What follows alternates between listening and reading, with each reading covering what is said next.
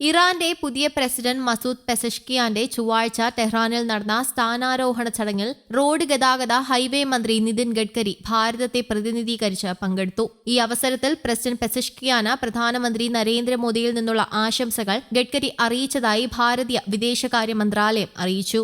മന്ത്രി നിതിൻ ഗഡ്കരിയുടെ ഇറാനിലെ സംഭാഷണങ്ങൾക്കിടെ ചബഹാർ തുറമുഖത്തിന്റെ വികസനത്തിലെ സഹകരണം ഉൾപ്പെടെയുള്ള ഉഭയകക്ഷി ബന്ധത്തിന്റെ അവസ്ഥ ഇരുപക്ഷവും ക്രിയാത്മകമായി വിലയിരുത്തി. ഉഭയകക്ഷി പ്രാദേശിക വ്യാപാരം ശക്തിപ്പെടുത്തുന്നതിന് ചബഹാർ തുറമുഖം സംഭാവന നൽകുമെന്ന് ഇരുപക്ഷവും അടിവരയിട്ടതായി ഭാരതീയ വിദേശകാര്യ മന്ത്രാലയം പറഞ്ഞു. അഫ്ഗാനിസ്ഥാനുമായും മധ്യ ഏഷ്യയുമായും ബന്ധിപ്പിക്കാൻ ചബഹാർ തുറമുഖം ഇന്ത്യയെ സഹായിക്കുമെന്ന് റോഡ് ഗതാഗത ഹൈവേ മന്ത്രി നിതിൻ ഗഡ്കരി ഇറാനിയൻ ഉദ്യോഗസ്ഥരുമായി സംവാദിച്ചപ്പോൾ അറിയിച്ചു.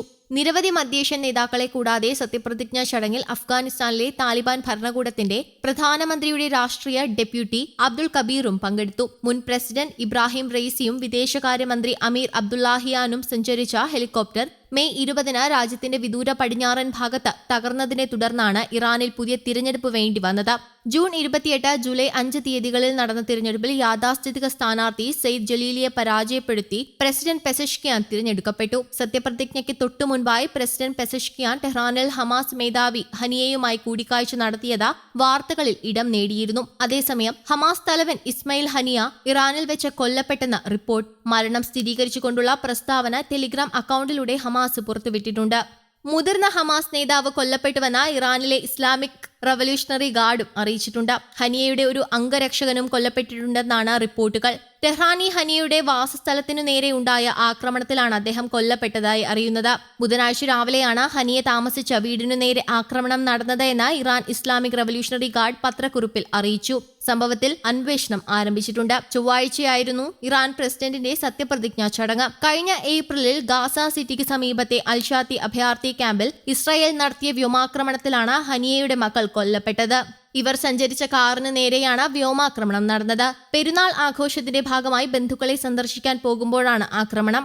ചൊവ്വാഴ്ചയായിരുന്നു ഇറാൻ പ്രസിഡന്റിന്റെ തിരഞ്ഞെടുപ്പ്. ദീർഘകാലമായി പലസ്തീന് പുറത്ത് കഴിയുന്ന ഹനിയ ഏതാനും വർഷങ്ങളായി ഖത്തറിലായിരുന്നു. കഴിഞ്ഞ വർഷം ഒക്ടോബറിൽ ആരംഭിച്ച ഇസ്രായേൽ ഗാസ സംഘർഷത്തിൽ അനുരഞ്ജനമുണ്ടാക്കുന്നതിനുള്ള ചർച്ചകൾക്ക് ഖത്തറിൽ നേതൃത്വം നൽകിയത് അദ്ദേഹമായിരുന്നു. അതേസമയം ഇറാനും സൗദി അറേബ്യയും തമ്മിൽ ഭിന്നതയുണ്ടാക്കാൻ ശത്രുക്കൾ നടത്തുന്ന ഗൂഢാലോചനയ്ക്കെതിരെ ഇറാൻ പ്രസിഡന്റ് പെസഷ്കിയാൻ മുന്നറിയിപ്പ് നൽകി. സൗദി സഹമന്ത്രി രാജകുമാരൻ മൻസൂർ ബിൻ മുതായിബ് ബിൻ അബ്ദുൽ അസീസുമായി ചൊവ്വാഴ്ച നടത്തിയ കൂടിക്കാഴ്ചയിലാണ് അദ്ദേഹം ഇക്കാര്യം പറഞ്ഞത്. തങ്ങളുടെ നിയമവിരുദ്ധമായ ആവശ്യങ്ങൾ നേടിയെടുക്കാൻ ഇരു രാജ്യങ്ങളും തമ്മിൽ ഭിന്നത വിതയ്ക്കാൻ ശത്രുക്കൾ ശ്രമിക്കുകയാണ് എന്ന് പെസഷ്കിയാൻ പറഞ്ഞു. ജാഗ്രത, ഐക്യം, ഐക്യദാർഢ്യം എന്നിവയിലൂടെ ഇറാനും സൗദി അറേബ്യയും ഇത്തരം ഗൂഢാലോചനകൾ പരാജയപ്പെടുത്തണം.